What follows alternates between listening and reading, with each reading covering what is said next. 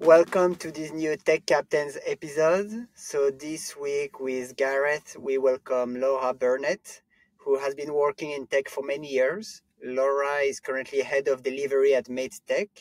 We'll come to it in a few seconds, making sure technical projects are being delivered in time and according to requirements. But Laura, how are you today? Yeah, very good. Thank you. Thank you for having me. Thank you. So Laura, you currently work at MateTech, as I just mentioned.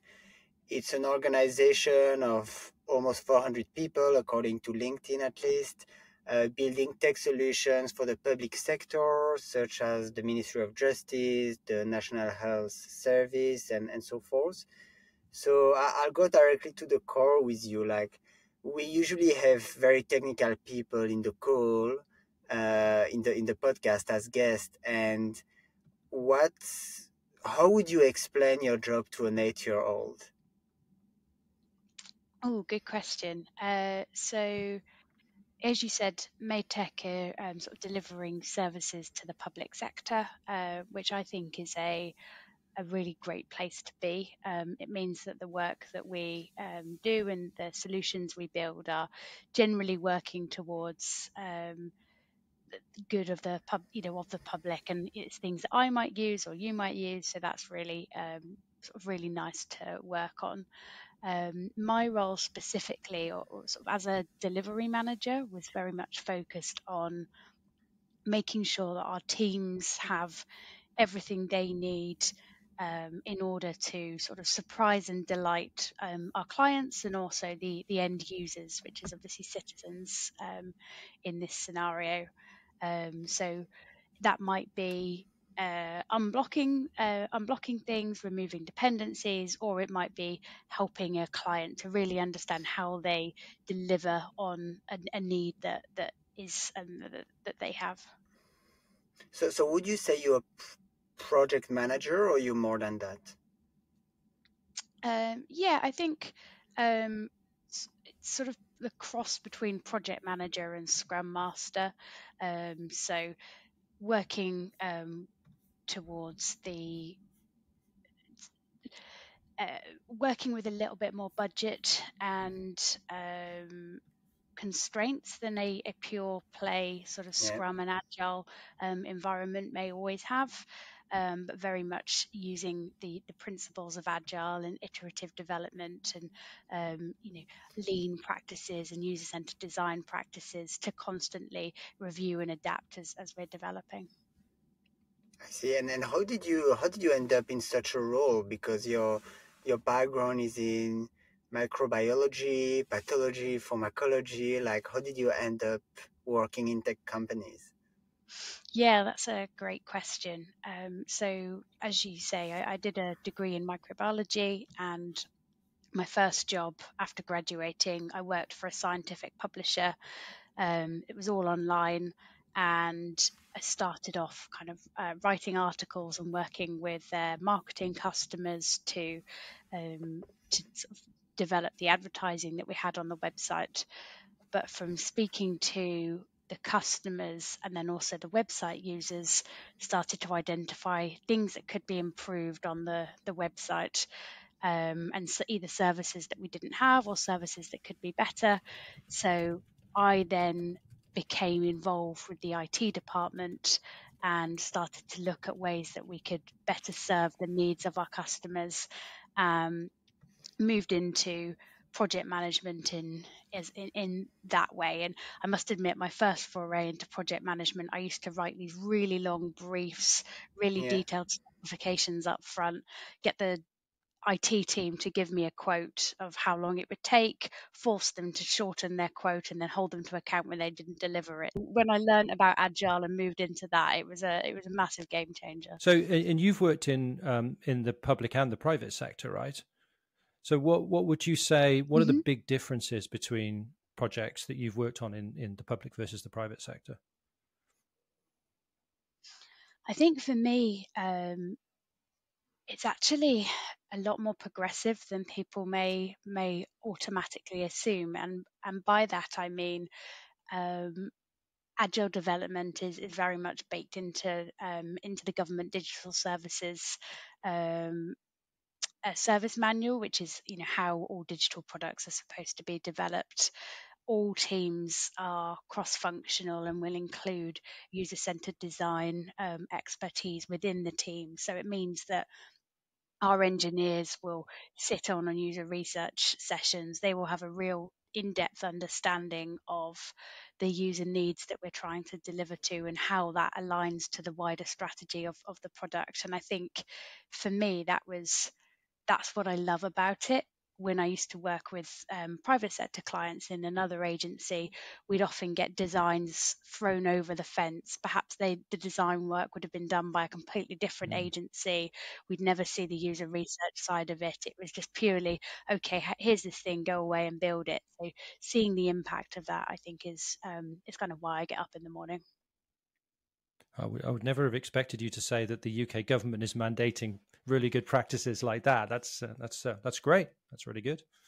And in terms of like your interaction with the developers, like how does that work? Because obviously, every stereotype comes from somewhere. And I mean, I'm a developer myself, and like the interactions between the devs and the non-technical persons can sometimes be difficult because you don't speak the same language and your priorities are not necessarily the same.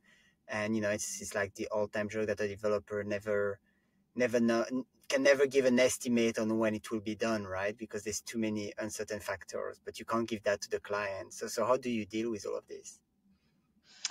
Yeah, so I think I see my role as very much protecting the team, and that might be both the developers and then also the non-development team. So holding external pressures from the business on delivery dates and can you commit to delivering something by now away from the team, but at the same time, I do think it's important to have team accountability.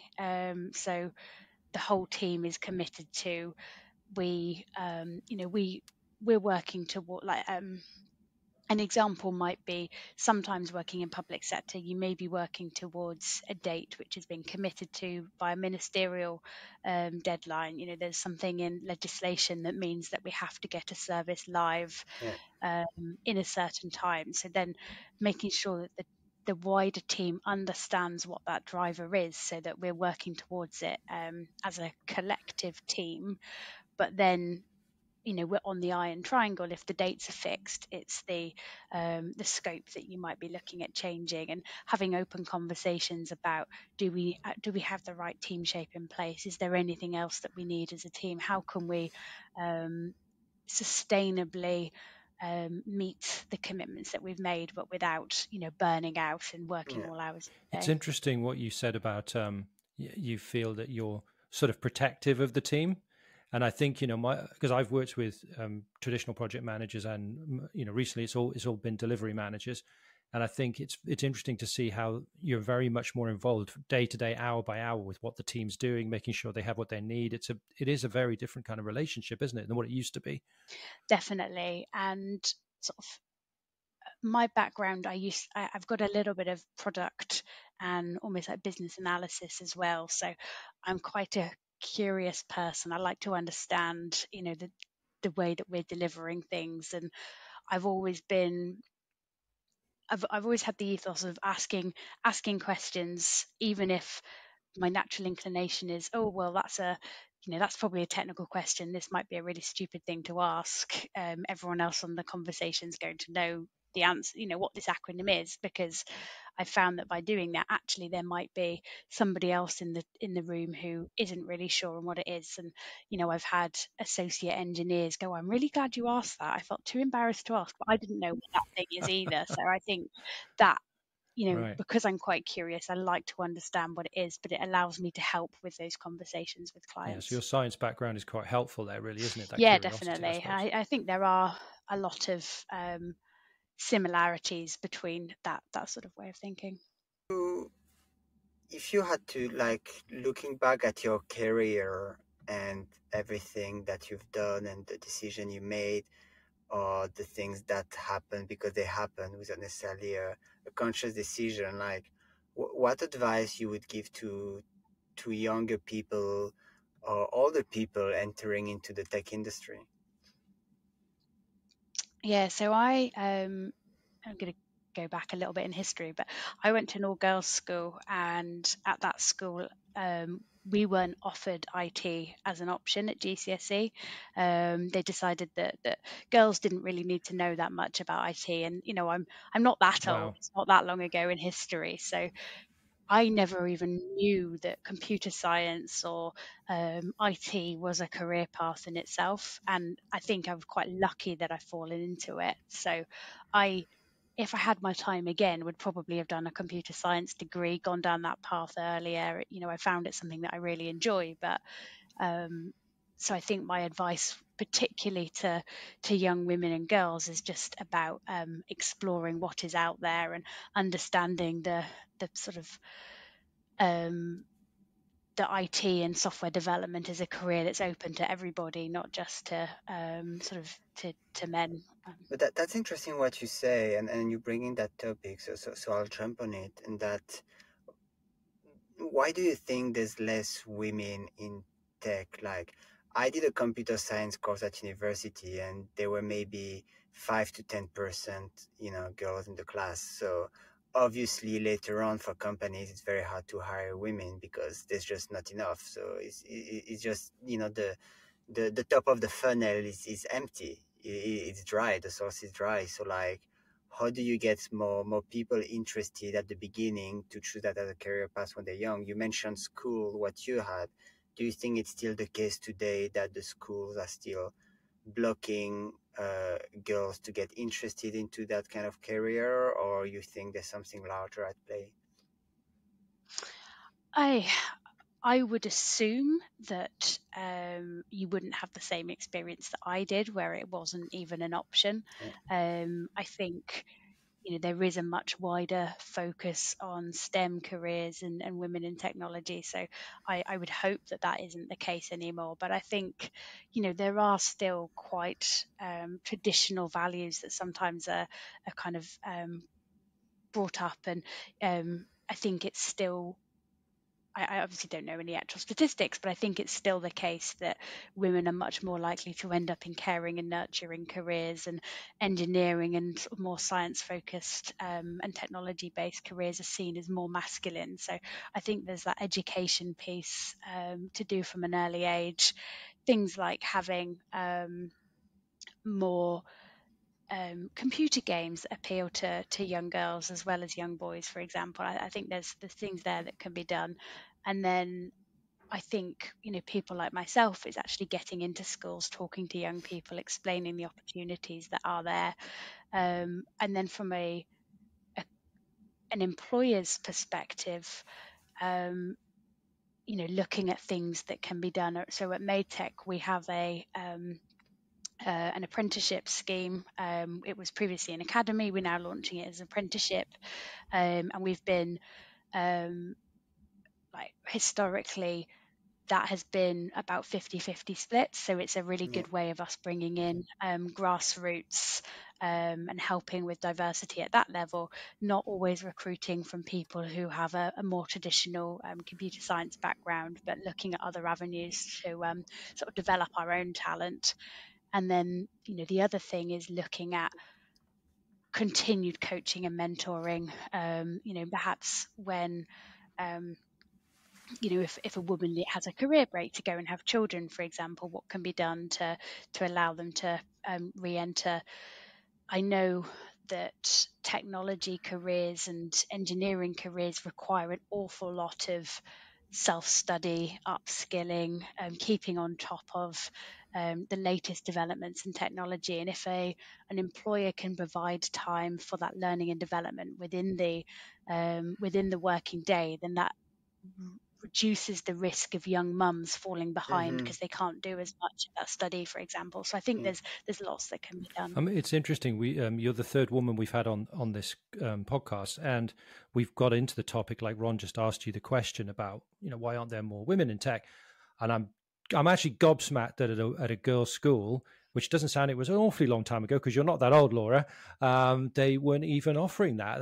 That's amazing to me. The apprenticeship scheme your company has, I don't know if you can you tell people for the podcast, is there where they can go if they're interested in joining that? Oh, good question. I think the best option to do is to go to the Maytech website, and I think there's a link to sign up there when we next sort of release the next cohort. So yeah. And Laura, so we have a small tradition in the podcast that the guest introduces a book that they really liked. So you sent in advance a few books, so you seem to be an avid reader. And the one we've selected from your list is Product Roadmaps, which was a relaunch, you said, by Todd Lombardo, and the Product Roadmap relaunched by Todd Lombardo, among others. And it's about how to set direction while embracing uncertainty. So I'm very interested in this book. Like, what can you tell us about it? Yeah, so I mentioned before that I've got sort of a bit of interest in product and sort of product thinking as well. And I think this this book is much more aligned to the outcome, sort of outcome focused development. So thinking about rather than being feature led, and you might say, okay, I'm running my website and I want you, Mr. Developer, to go and put a button on this website.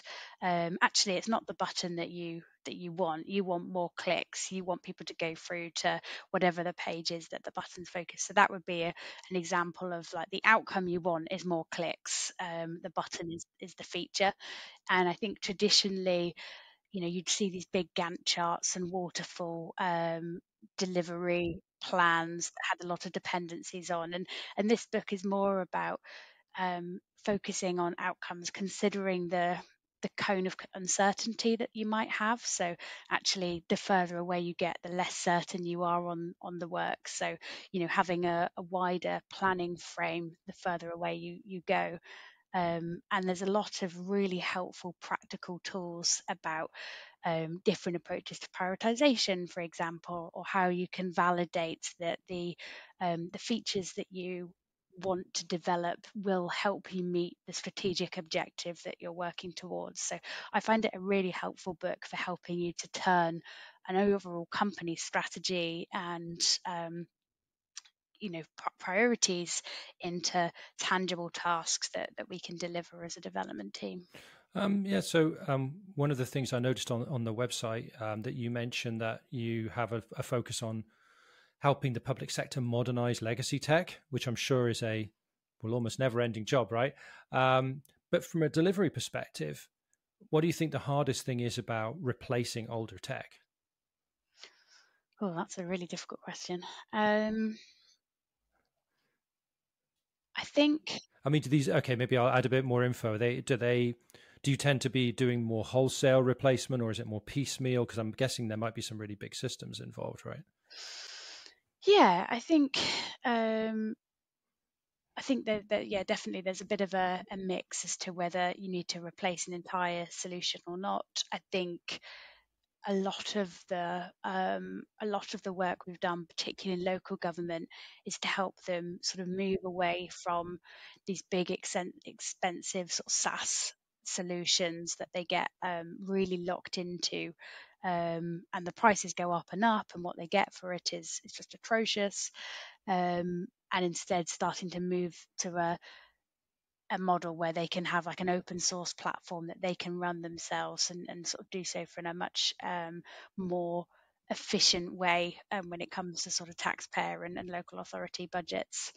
And I think from a delivery perspective, understanding how much of it needs to be migrated is often a bit of a challenge. Do you need a like for like replacement? Are there some features and functionality which you use more than others? are there are there further user needs that could be being met if we architected something in a different way? So I think there's lots of questions that we can ask about the right strategy and approach as we sort of move into a legacy tech replacement project.